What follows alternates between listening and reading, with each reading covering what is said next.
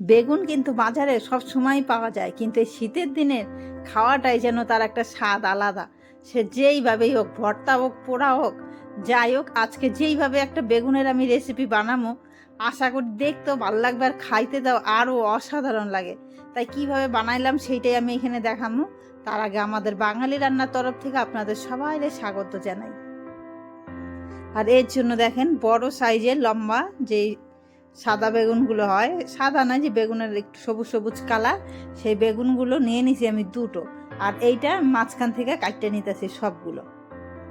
এইভাবে কাটতে এইবার প্রেশার কুকারের মধ্যে দিয়ে দিতেছি। এবার প্রেশার কুকারের মধ্যে 1 কাপ মতন জল দেব, কারণ বেগুন থেকে এমনিতেই জল বেরোয়, এটা সিদ্ধ হওয়ার জন্য জাস্ট। এর মধ্যে 1টা থেকে 2টা সিটি দিলেই বেগুনটা এত সুন্দর, এমনিতেই তো নরম, সুন্দর নরম হয়ে যায় গিয়ে। তাই একটুখানি জল দিয়ে এবার প্রেশার কুকারে একটুখানি সিটি দিয়ে নিই। 2টো সিটি আমি এখানে দেবো। দেখেন প্রেশার কুকারে 2টো সিটি দিয়েছি, কি সুন্দর একদম নরম হয়ে গেছে গিয়ে। এইবার এগুলো একটুখানি তুললে নিই, দেখেন কত নরম। এইবার তোলার পরে যে ওপরের যে চোকলাগুলো, সেইটা কিন্তু এইরকম করে ফেলাই দিতে হবে, নাহলে চোকলাটার জন্য কালো হয় রেসিপিটা, আবার খাইতেও ততটা ভালো লাগে না। যাই হোক, চোকলা সব ফেলানো হয়ে গেছে গিয়ে এইদিকে একটা কড়াই নিয়ে নিছি। কড়াইতে দিয়ে দিছি বেশ খানিকটা সরষের তেল। তেলটা গরম হয়ে গেলে গিয়ে এর মধ্যে দিয়ে দেবো 1 চামচ জিরা। আর জিরা দেওয়ার পরে আমি 4টে দিচ্ছি শুকনো লঙ্কা। এইবার জিরেটা একটুখানি লাল লাল হয়ে গেলে এর মধ্যে দিয়ে দেবো একটুখানি রসুন কুচি আর একটুখানি আদা কুচি। আর গ্যাসের ফ্লেমটা কিন্তু অবশ্যই এখন লো রাখতে হবে, নাহলে কিন্তু দেওয়ার সাথে সাথে যাবে পুইরা। এর জন্যে আর এগুলো কিন্তু একদম কুচি কুচি করে কাটতে নিয়েছি। একটুখানি মানে 1 থেকে 2 মিনিট ভাজা হয়ে গেলে সুন্দর একটা সেন্ট বেরোবে। তারপরে দিয়ে দেবো এখানে আমি বড় বড় 3টে পেঁয়াজ কুচি করে নিয়েছি, সেইটা দিয়ে দিলাম। এইবার পেঁয়াজটা দিয়ে একটুখানি নাড়াচাড়া করি 2 থেকে 3 মিনিটের মতন।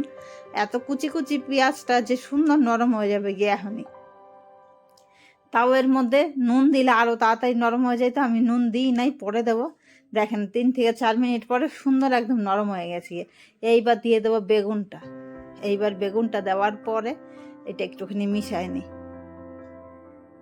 দেখেন কত সুন্দর, রান্না করতেও বিশাল ভালো লাগছে আর খাইতে তো আরও ভালো লাগছে এই রেসিপিটা।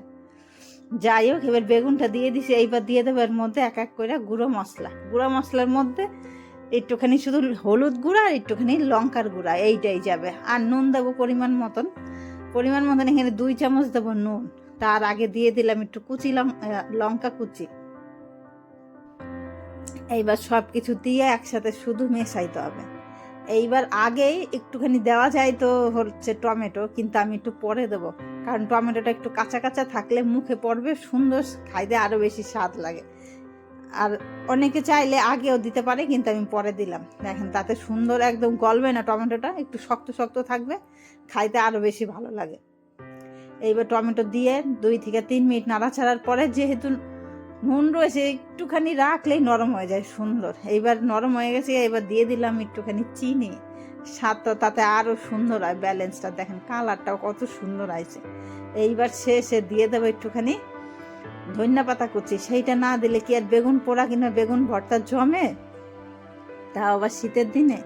এইবার দিয়ে দেবো বেশ খানিকটা ধনিয়া পাতা কুচি। এইটা দিয়ে মিশাইয়া নিলেই একদম রেডি আমাদের বেগুনের ভর্তা। এইবার এইটা তো ভাতের সাথেও খাওয়া যায়, রুটির সাথেও খাওয়া যায়, লুচির সাথে, যে যেইটা দিয়ে খান।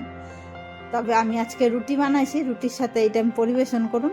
আর কেমন লাগলো সেটা একটুখানি জানাইন। ভালো লাগলো অবশ্যই একটা লাইক আর সাবস্ক্রাইব করেন।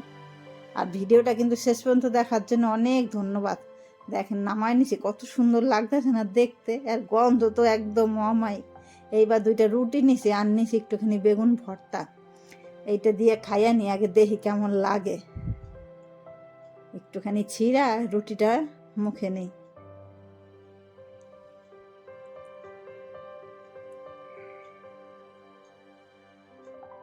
অপূর্ব অপূর্ব।